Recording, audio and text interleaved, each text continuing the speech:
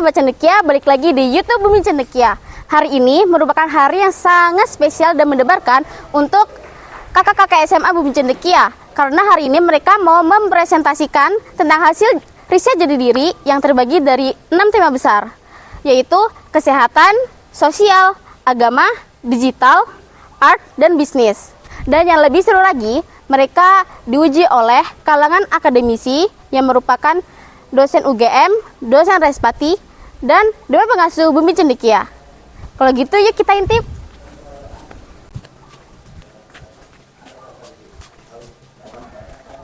Masyarakat. Maksudnya kalau politik itu kan tugasnya nggak di Jawa, pasti di luar Jawa gitu. Jadi kita harus menghargai apa? Ada pada tugasnya.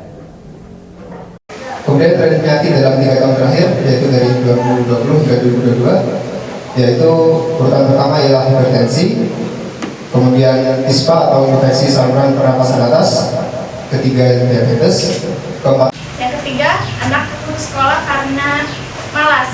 Ini adalah faktor internal karena mereka malas sekolah karena mereka dominan sama kegiatan. Sebenarnya saya mau mengadakan wawancara, tapi karena saya cari di Google, wawancara itu termasuk metode yang mana? Dia bilang kualitatif, saya cari kualitatif. Saya soal presentasi data. Bagaimana presentasi data ini poin terakhir yang mau saya bahas hari ini itu adalah soal riset itu yang sangat penting itu akses bisa diterima oleh orang yang mau kita teliti. Kalau kita sudah bisa dapat akses itu sudah separuh penelitian itu terlampaui. Ritual ya, ketika saat saya tertarik sekali ketika akan ke saat ibu yayasan. Saya sudah mulai bisa ketemu dengan orang tuanya bayi itu sebenarnya, bukan bayinya kan. ya ternyata memang belum bisa ya seperti itu ya. Yang terpenting yang saya tanyakan di sini adalah setelah melihat dari proses wawancara dengan 3 orang tadi, apakah sebenarnya apa rekomendasinya ya? Rekomendasinya agar anak-anak itu baik itu masalah malas, perhatian orang tua atau gundala kesimpulan tadi, rekomendasinya seperti apa? Model sekolah yang ramah anak kan itu kan banyak ramah anak, tetapi anaknya juga yang keluar juga ada. Bagaimana membaca? Tapi kalau di kualitatif sedikit tapi mendalam. Ini yang perlu seni tersendiri. Tadi Pak Ubed sudah mengatakan, jadi kalau dalam kuantitatif profil narasumber itu perlu dilengkap, tidak seperti di dalam survei yang itu sifatnya permukaan lah, gitu ya. Kalau di kuantitatif itu di mendalam. Nah, salah satu mendalamnya bisa dimulai dari riwayat. Tapi ini pengalaman tetap berharga, sangat berharga. Kita jadi ngerti ya, oh ternyata ada data benar, ada data. Berarti kalau begitu, memang harus perlu ada yang dalam kalau begitu. Kira-kira mereka bahas apa ya? Ini dia daftarnya.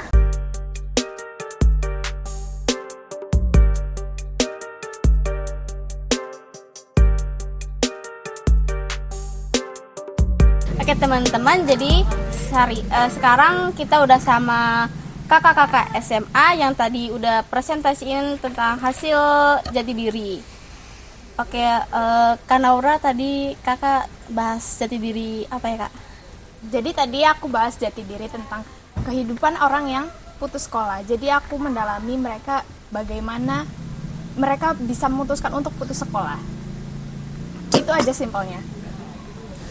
Kalau gitu, kalau Kak Heba gimana ya kak? Tentang apa gitu? Riset jati diri saya judulnya pergaulan bebas. Nah, di situ saya membahas tentang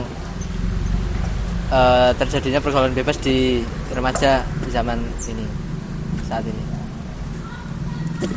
Kalau Kak Rozi tentang riset jati diri apa ya kak? Kalau riset jati diri saya membahas tentang kehidupan polisi dan tingkat kriminalitas di Cebongan.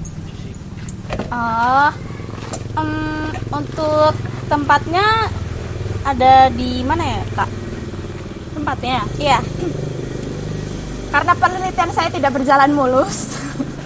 Jadi saya mengunjungi beberapa tempat yang jauh, tapi ternyata ditolak, sehingga ternyata data atau fakta yang sebenarnya ada itu sangat dekat pada lingkungan saya, di sekitar sekolah saya, di sekitar Pondok Bumi Cendekia. Kalau Kak Rozi di mana nih tempatnya? Kalau saya tempatnya di Kapolsek Cebongan sini, Melati. Deket. Deket sini. Deket ya. Deket. Nah, yang terakhir kalau Kak Heba di mana ya? Ya, sebenarnya saya awalnya ingin mau wawancara di kantor PKPI pusat. Tapi jadinya ternyata narasumber saya ada di Hotel Cakro Kembang yang sedang melakukan seminar bersama. Oh iya kan tadi kan pas presentasi kan ada dari kalangan akademisi, ada yang dari dokter, dosen, dan pengasuh, cendekia sama sebagainya. Itu perasaannya gimana ya Kak? Perasaan pas presentasinya gitu. Siapa dulu nih? Pak. Siapa? Saya dulu. Iya. Oh ya. Kalau saya saat presentasi ya? Iya. Saat presentasi ya tentu panik ada ya, tapi itu hanya awal saja. Kalau sudah ke pertengahan sudah santai, stabil ya, karena sudah adaptasi.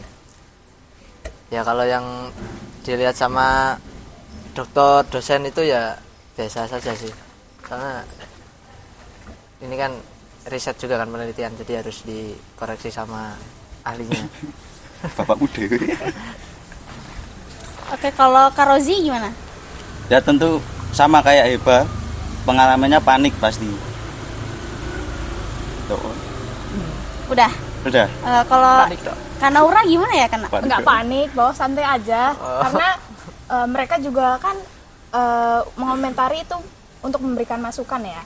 Jadi itu juga poin positif, poin plus bagi kita kan. Jadi kita dapat feedback, kita harus tahu mana yang harus diimprovisasi. Santai aja gitu. Oke. Berapa lama ya proses pekerjaannya dari riset sampai presentasinya? Berapa lama itu? Setengah tahun itu. Setengah tahun itu cukup lama, tapi kita juga kejeda karena ada ujian. Ujian itu tidak hanya sehari 2 hari ya, 3 minggu. Ya sebenarnya itu 6 bulan sudah cukup ya untuk mengerjakan dari awal, menentukan pertanyaan seperti itu, dan sampai wawancara, menyiapkan PPT, bahan presentasi. Itu sudah cukup, 6 bulan itu sudah cukup untuk mempersiapkan semuanya. Dan selain itu kita juga dibimbing oleh mentor-mentor yang luar biasa. Kami berdua dibimbing oleh Pak Supri ya, dari dosen dari Respati, dan juga ada Miss Listia, pengasuh Bumi Cendekia, Bu Rika. Tadi juga datang Pak Iqbal, dosen dari UGM, untuk memberi masukan kepada kita tentang hasil riset kita juga. Oke teman-teman, mau tahu lebih dalam tentang jati diri kalian? Sekolah di SMA Bumi Cendekia. Bye-bye!